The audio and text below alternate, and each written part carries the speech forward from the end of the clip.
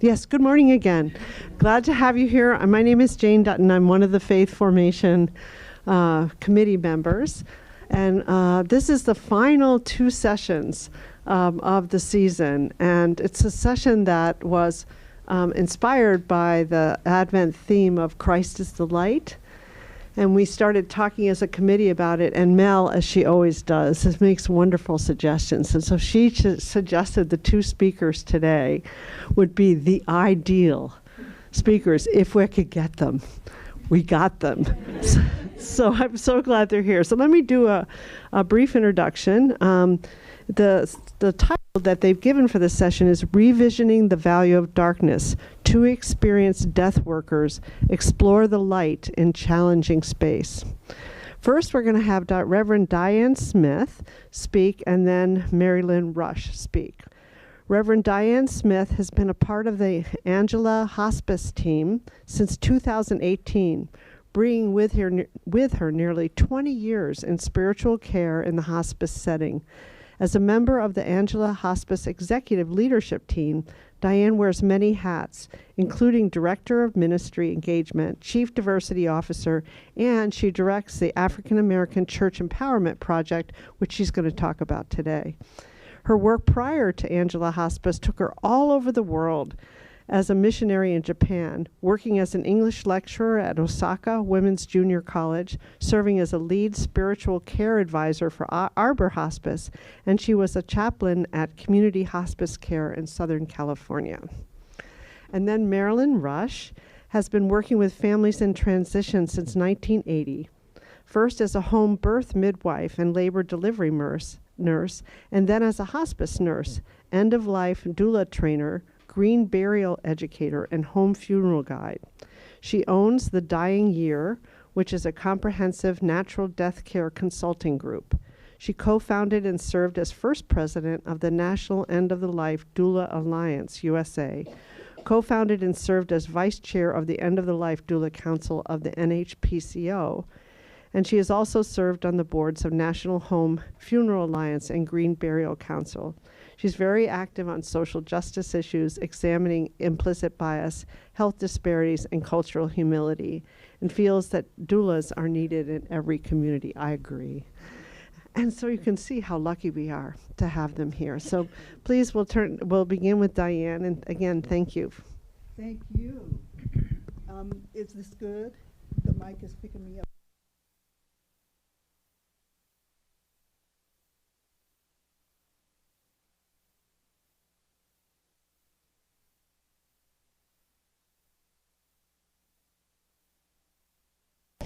How about that?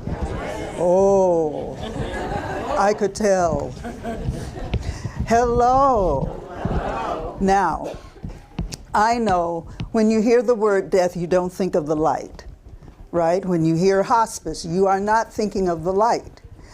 And yet, something I'm going to talk with you about today is an experience that we provide at Angela, which leads to and has produced light. How can that be?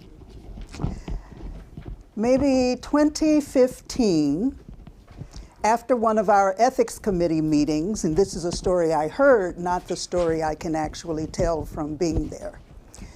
After an ethics committee meeting, the convener of that meeting said very offhandedly something like, because you know, African Americans are underserved by hospice. And the people at Angela said, no, why is that? And that took them on a journey. For about a year, they did their research to figure out why that was true. They did their literature review, and then they gathered people who participated in feasibility studies, people from the community, people who were in seniors care, in higher education, in senior centers, and in Black churches. They had them, after they finished this year-long research period, they had people come in They served them lunch. Everybody has to have lunch. And they showed them a video that they'd put together, a slide presentation they'd put together to introduce hospice, Hospice 101. The slide video went well. After it was over, they asked, now, is this information, just basic information about hospice, is this something you think people would want? And they said, yes. And then they asked, how do we get this information to them? And they said, the churches. And that's how the African American Church Empowerment Project began. It started with Second Baptist Church, Greektown. And someone from that church had actually been part of the feasibility study. And so they were familiar with the study. They were able to bring someone in and get people energized about it, and people participated. I was not involved with that one. I didn't come until May of 2018, and in the summer, I went to observe my first project. We gathered at a church called Second Ebenezer Church. And it was lunchtime, so we took lunch. And that was the gift. We were funded by the Felician Sisters, who actually own Angela Hospice and had something called the Franciscan Fund that they funded the whole project by. So it included a meal because we wanted people to come, have a meal, have easy conversation before we sent them into this death conversation. The first question we asked, or they asked, I was just watching, was, have any of you ever had an experience with hospice? And some people had. Tell us about it. And a few people did. And then one woman said, well, I had hospice in my home with my mother, but I don't know what I needed hospice for. I did all the work. That was telling. She'd been informed about what hospice was in a very stressful, tense situation, and she hadn't gotten the message. So that when people came in and then went out, came in and then went out, wait a minute, where is the care? She didn't get it, which is why the project exists. The first session was that very same slide presentation that explained who provides the care, what care is provided, how often do they visit, who pays for it, and where does it happen. And I imagine all of you know the answers to those questions, right? A lot of you, well, there's one frown, maybe, no, see? Everyone needs this opportunity. But we gave that information to this group, including about grief and bereavement follow-up, which follows people for 13 months. And so they got that first session. And then, in 2 weeks, they came back again. Ooh. And we told them about advanced directives. How many of you have prepared your advanced directives? Wow. In this group, no one. No one. And that's why we needed to be there. And so we talked to them about advanced directives, and there was always room in this presentation for them to tell us their stories. Then the third session was about grief and bereavement. And I'm going to tell you something from another training that was so impactful for me. When we did the grief and bereavement training at yet another church, where 6 churches were represented in the room, the speaker, our trainer, Terry Turner, and some of you may know Terry Turner. Terry Turner, who is a nurse, does our grief and bereavement module. She showed video, she explained grief and bereavement, and after the presentation was done, a man who was present, a minister on the staff of one of the churches represented, said, "Oh, now I understand why I'm divorced." Right? How did that happen?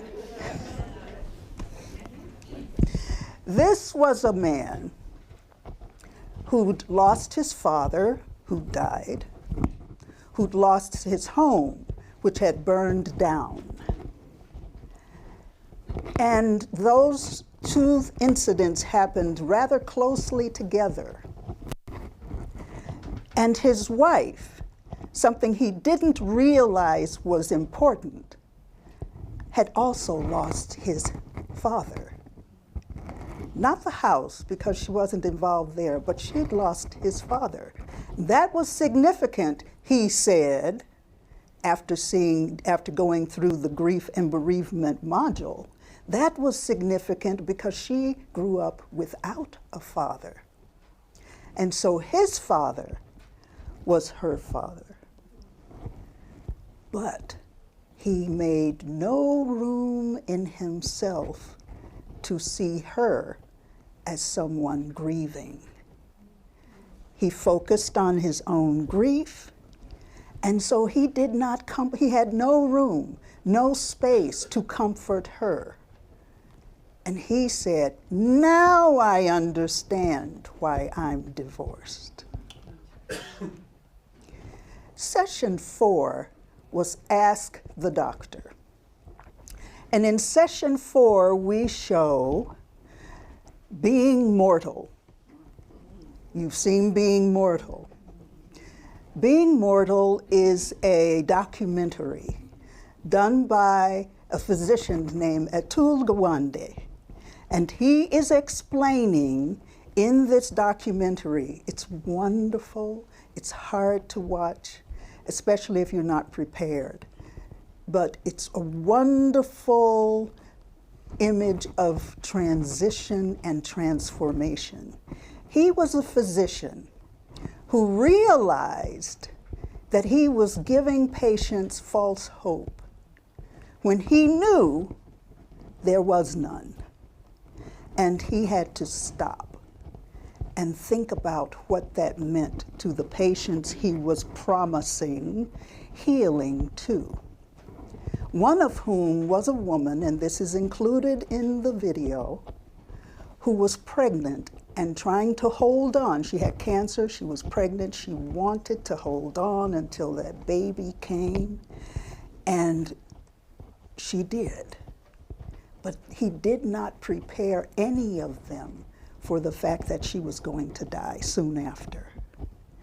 And he was brave enough to go back and ask the husband about their experience of this process and to acknowledge, could have gotten sued for malpractice, acknowledged, "I should have told you." That video follows several patients, not necessarily his, but patients of other physicians who are at different stages of their decline. One man who was videoed, and an hour after the video was done, he died. Can you imagine people who are watching this video cold? They know it's coming, but they don't know what it is. They know it's coming. One woman in yet another training had a little puppy running around behind her the whole time we were in training. And during that session, she grabbed that puppy, and by the end, it was right here. That was wonderful. I saw that. She didn't realize she was doing that. And so it was significant to her and painful to watch. And she understood from the experience that she needed that comfort. When we did those sessions, there was not a fifth session. And now I'm going to explain that. The fifth session was about empathy. Not sympathy, but empathy. And why did we need that one? We needed that one because the goal of the training is to prepare people in a setting, in a church setting, to actually be the experts about end-of-life care in that setting and whatever other community they're involved with. I go in and I'm talking about hospice, and of course I'm looking for business, right? They are there. They are trusted, and they can be on hand to answer questions for people who have them, to be present and listening for people who just need to talk. That's the goal of our project, that people in the congregation are available. But you have to remind people that they may be the experts, but they're not guiding the ship. The people they're talking to must guide the ship. And so the last session is about listening, being present, and letting others guide the ship. The hardest thing to do in the world. And they tell us that. And right about now you're wondering, so what does this have to do with light? I'll tell you another story. We'd done this training. One church had participated for the whole time. One member wanted to do it again, and that often happens. One night, we opened the Zoom meeting because everyone loves Zoom now.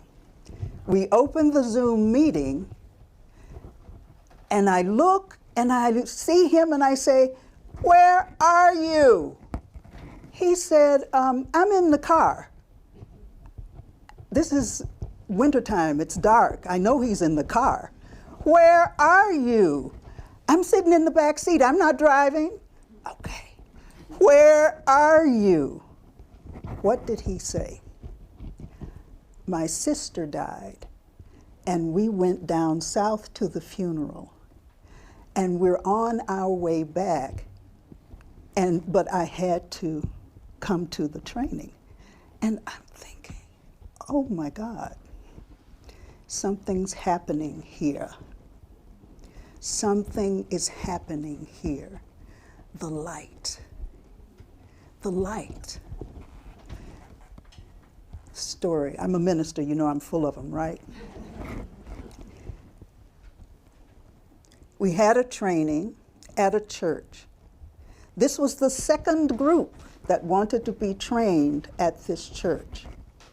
We met on Saturday mornings, and throughout the training, it became clear that people were taking advantage of us and sharing their stories in a safe place where someone could hear them.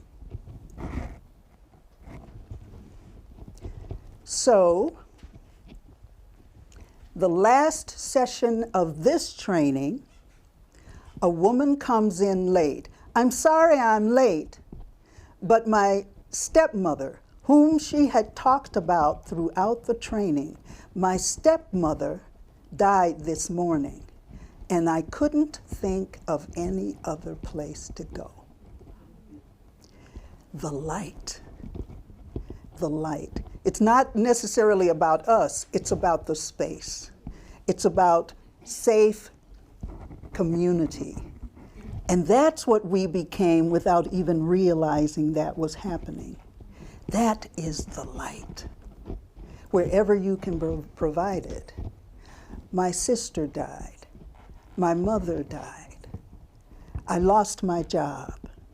All kinds of things came up. And they shared every single session, things they'd never talked about before. And so in darkness, in this presentation and program about death and dying, end-of-life care, we found light that we didn't expect to see, but which has enriched our lives in ways, my team, we cannot express. And so that is the story I can tell about darkness and light. And I believe in that because it's pure. People sign on and observe our training, and they're amazed that people open themselves up so completely. It's the light. I have some handouts about the project so you can see a description of it and a little bit about why we do it.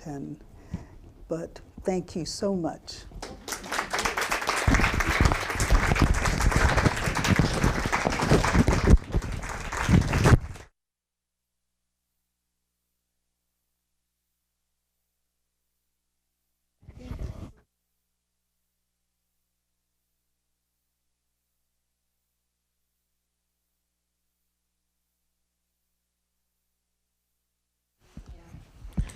I don't want to hold this. Sorry. No, about what? I'm actually very thankful to you. Thank you. You're welcome. I am speechless after that. You bring light to so many people, Diane, and you guide others at wherever you work, in whatever community you're in, to know how to help other people and bring light to them. Thank you, Mary. You're a gift to us all. How many people know Diane from her work at Arbor Hospice? Several people here have interfaced with you before. Yeah, you're a gift. Hi, my name is Merilynne. It's hard to follow. It's hard to follow Diane. Diane and I have known each other for a really long time, and we've done a lot of fun things together, including writing lyrics to "Let's Talk About Death, Baby." And we did that. It was fun. We need to finish that. Yeah. Or maybe it's never done. I don't know. I'm just going to talk for a few minutes because I think it's really important that we have time to talk with each other too. But I want to reflect on why I do what I do as a community death educator in a different form. I'm not associated with the hospice or a healthcare organization. Working with groups like you, like the Stephen ministers here that I've worked with, and elsewhere, other faith communities and other community groups. What she said, all about helping make a difficult situation be better. So I would just like to ask you to reflect when you think about your own death, when you think about the end, when you think about a death that you've experienced of a loved one or acquaintance, but also reflecting on what you want for yourself. Is there light in that? I'm just going to go silent for 30 seconds and I hope you'll envision that question.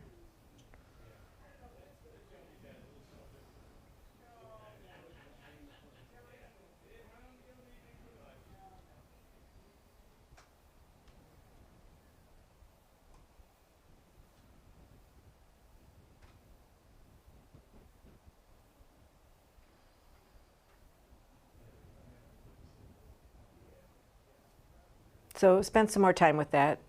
What do you see? What helps you through difficult situations? And I will tell you that when people have information and are prepared and have community, those are the things that help them through difficult situations. So being in your faith community is an ideal place to, form up ways to help other people. And you do that every day, and people you talk to. When you slow down, you stop and you listen, like that fifth class, you set your own agenda aside or what you want to say, and you tune into what somebody else is saying. You are leaving space for light to come into that. Josephine Spire, who ran the Natural Death Center in England many years ago, said she did a little anecdotal research on what makes for a good funeral, and what she found was when people have choices, when people can have their own, bring their own, be able to make choices. Given that you can't choose, that it's out of control that someone just died. Being able to make choices about how you celebrate their life, what you bring to the funeral, how how your family's involved in the funeral or whatever. Those are the things that really help you and what people describe as having a good funeral. People often ask me as a death worker, how can you do this work that you do? And I will say that when I'm with other people, it's not my death that I'm there helping them, I'm present for them, but it's their grief, and I try to, I cry and I feel it, but I try to separate that and know that it's very fulfilling when I can help them have a better experience with it. And that's what all hospice workers, I think, in some form or other would say, that it's a blessing when you can be there to help somebody else have a better experience with something that's very difficult.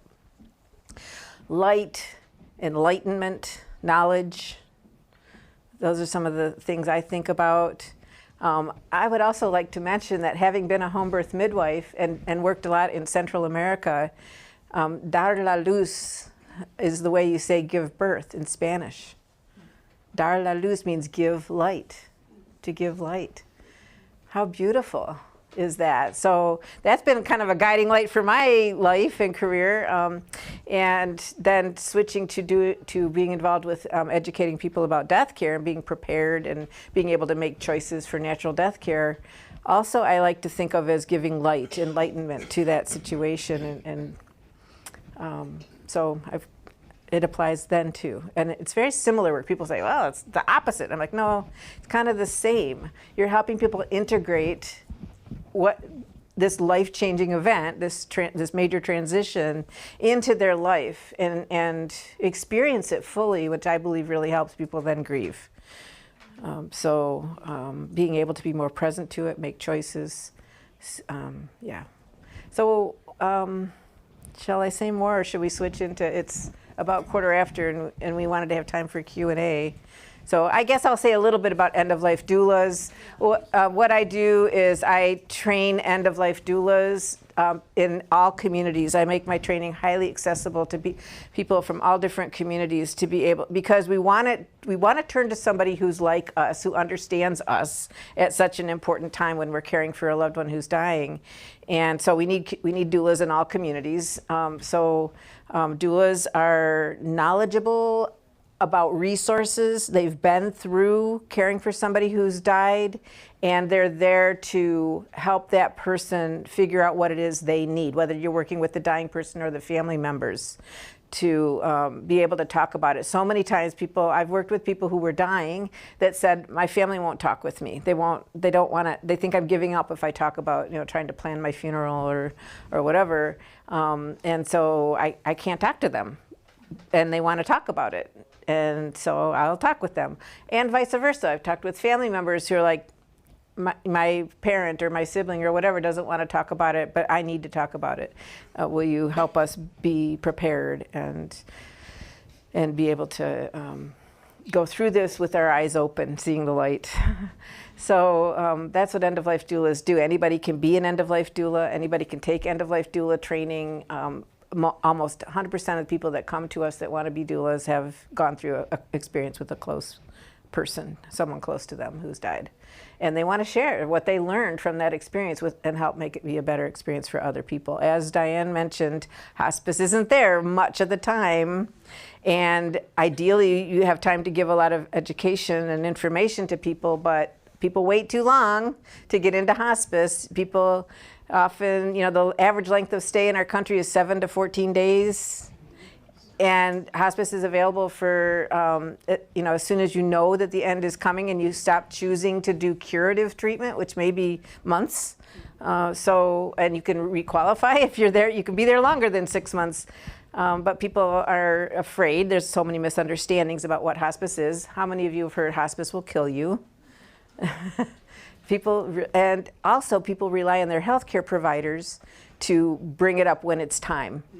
But that's not necessarily their role in our current system. I mean, they're the experts on treatment, and they don't get to spend a lot of time getting training on how to talk to people about when there's no more treatment, or when the end is near. So that's why we have palliative care, but also people don't go to palliative care very much, as much as they could. So having somebody in the community who you can talk to, who listens to you, takes you where you're at, helps provide more information and resources. That's what doulas are all about. Non-medical care, but companionship and listening and referrals. I also do information about how to care for your loved one at home after they've died, rather than the body going to a funeral home right away. And then natural burial, green burial, where it's available locally, and what it means and how to get it and how to work with the funeral director.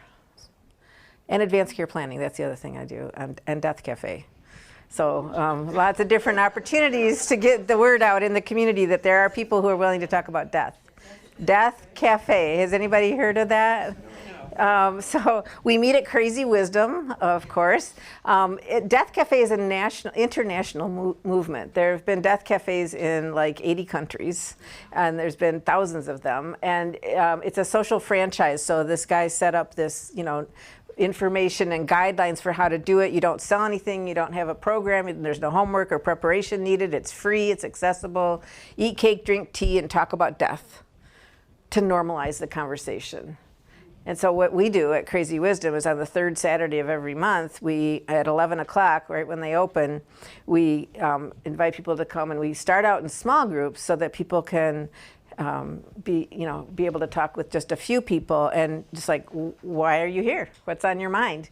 And everybody gets to share, and then you open it up for talk and discussion, and then we come together in a large group and we share out what we talked about in our small groups. And I tell you, people sometimes say, isn't that depressing? Or, why do you want to do that? And it's like, people leave. We do this thing at the end where we go around and we say a feeling word, like, how are you feeling right now? A feeling is usually one word, right? Happy, sad, People invariably say informed, enlightened, connected, hopeful, resourced, whatever, positive words. So it actually helps you make the most of your finite life to be able to recognize and talk about that we're all going to die. So those are some of the ways that we try to work in communities, because it needs to be community-led, I believe. It's not going to be led by our healthcare providers necessarily to talk about death. And hospice is there, and everybody, needs to know about it, but they're just usually being involved at the very end. So there's a lot of time before you get into hospice that people need help. They need to be able to talk about these things. So next time somebody opens up to you, they're having a difficult time, try to check yourself and really be a good listener for them and see what light it brings you. Yeah. Questions? Yeah, that's you. Use this, remember?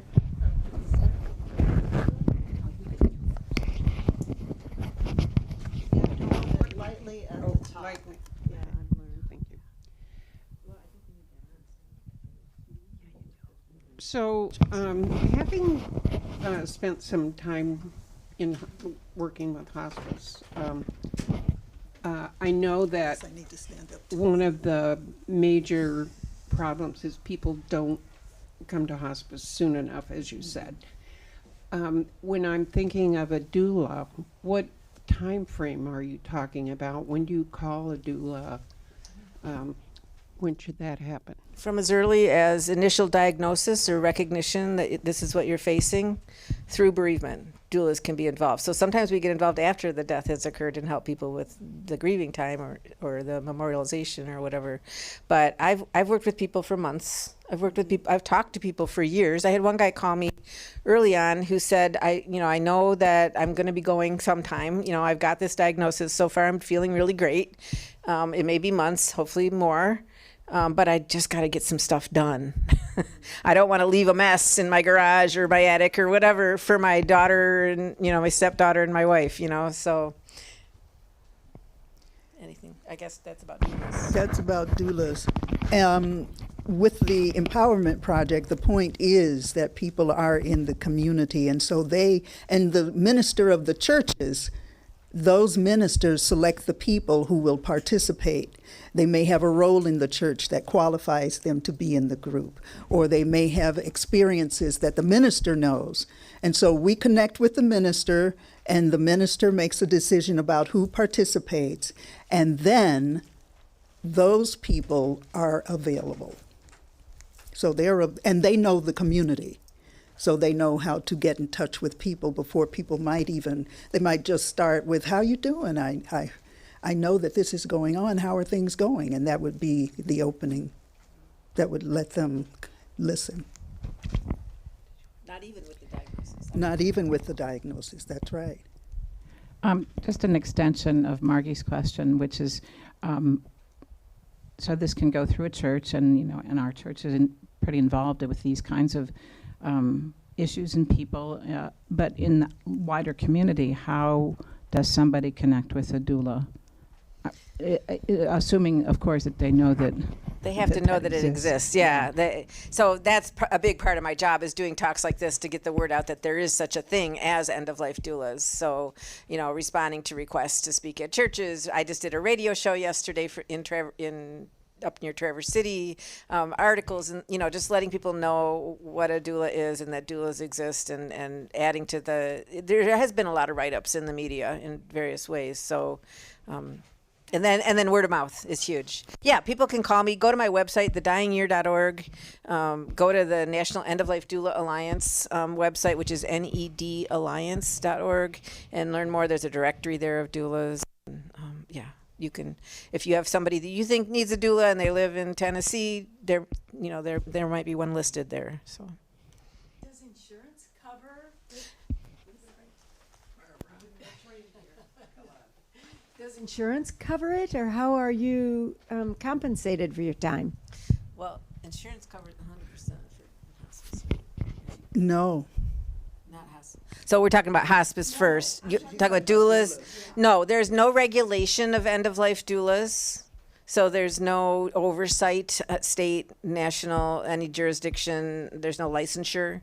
So this is an unregulated profession, and therefore there's no hospice reimbursement. We do have a project in Michigan that we just started called Evergreen End-of-Life Care Foundation of Michigan that is raising money to make funds available. Doulas apply for the funds to care for somebody that doesn't have the funds to pay for a doula.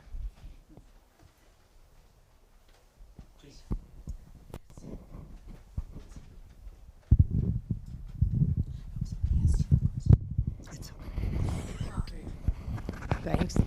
Thanks. I don't know exactly how to frame this as a question, but from my own experience, issues around death and how you can talk about death are particularly challenging when you are working with a loved one who has dementia or Alzheimer's. So there is no, you're in a second stage of grief, because the first stage is watching somebody unbecome themselves in certain numbers of ways. They maintain themselves in others. But I wonder if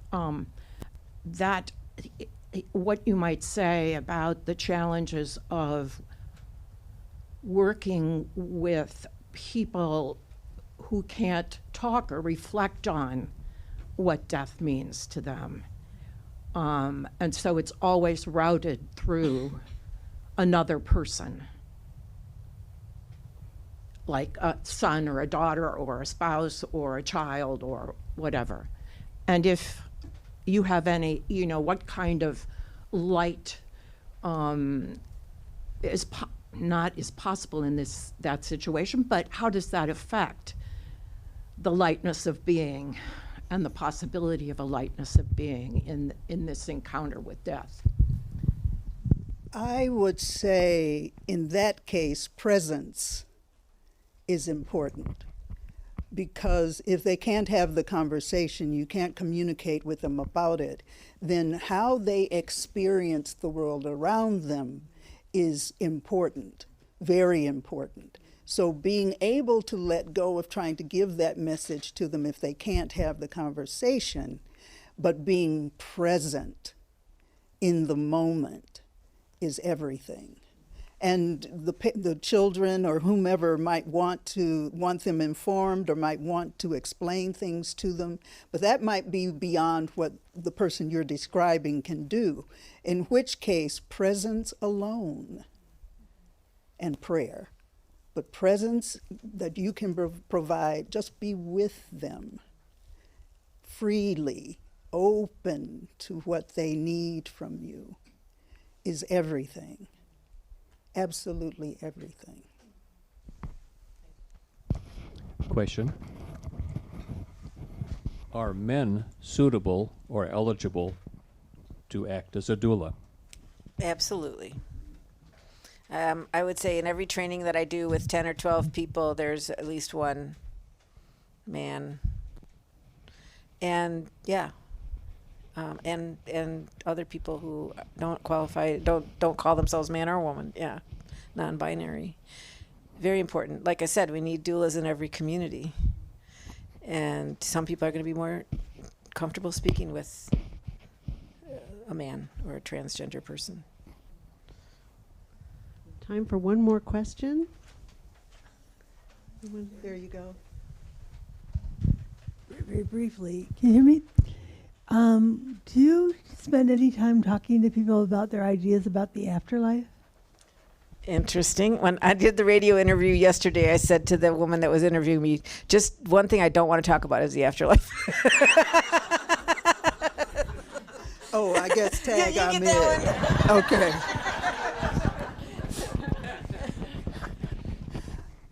As a hospice chaplain, when I was working at the bedside, I did not introduce that idea, but I was open to having it introduced to me so that I could help people explore what they were trying to articulate, or what they were feeling, or what they were thinking.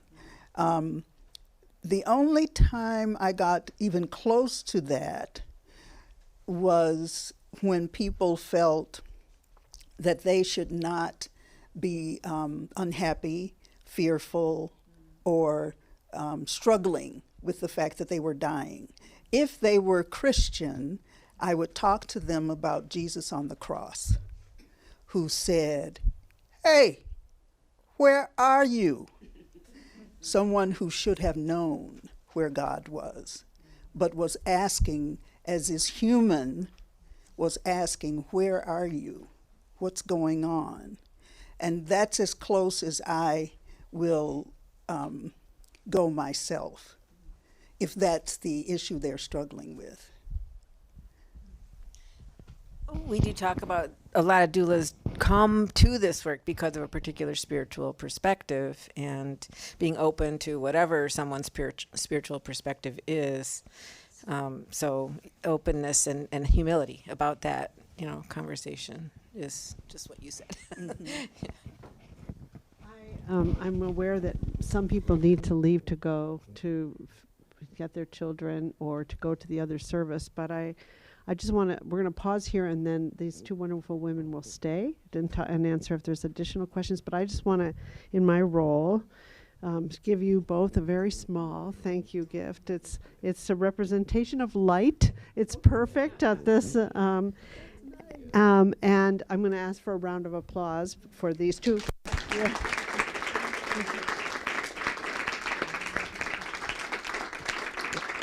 And then I'm just going to do a plug for next week. So Sid, who's here, and I are going to lead the session next week called The Lightness of Being in the Dark.